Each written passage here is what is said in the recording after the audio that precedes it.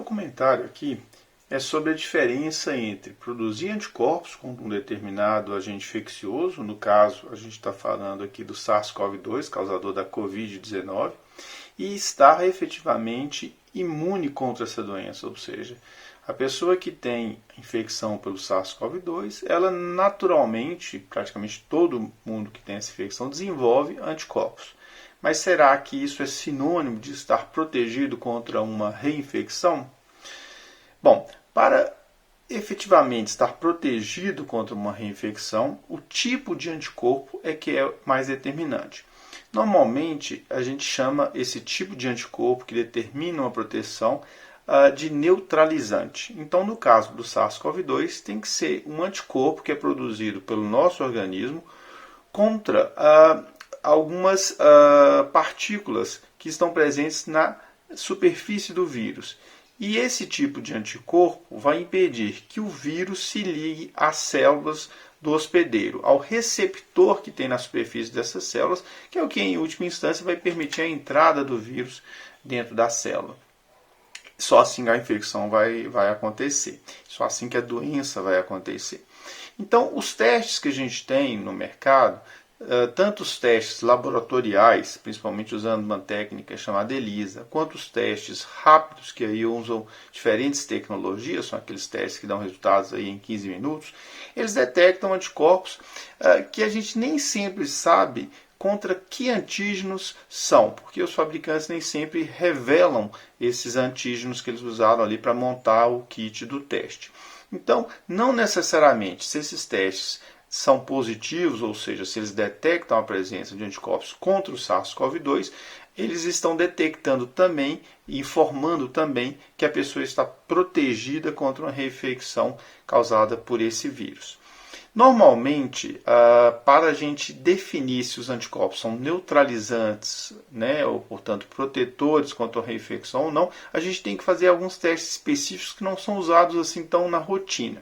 Então, a pergunta que se faz hoje é se esses testes, que são mais aí disponíveis, uma vez positivos, eles indiretamente querem dizer que a pessoa tem também anticorpos neutralizantes, ou seja, portanto, que essa pessoa está protegida contra uma reinfecção?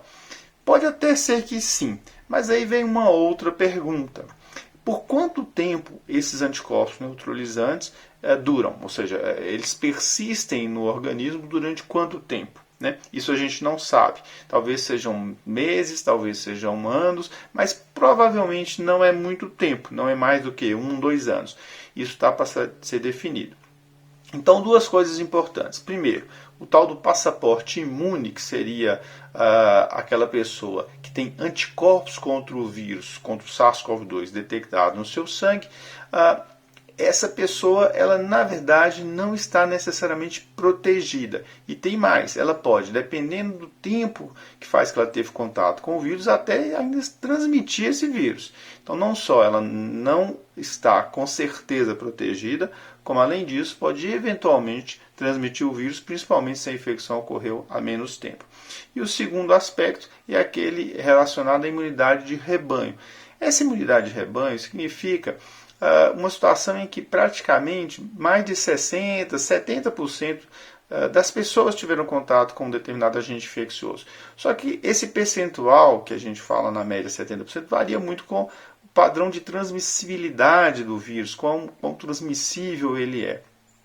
E no caso do SARS-CoV-2, se a gente fizer a conta, realmente assim, o número de pessoas necessárias para você ter infectadas, né, para corresponder a 70% de uma população, como no Brasil, é imenso.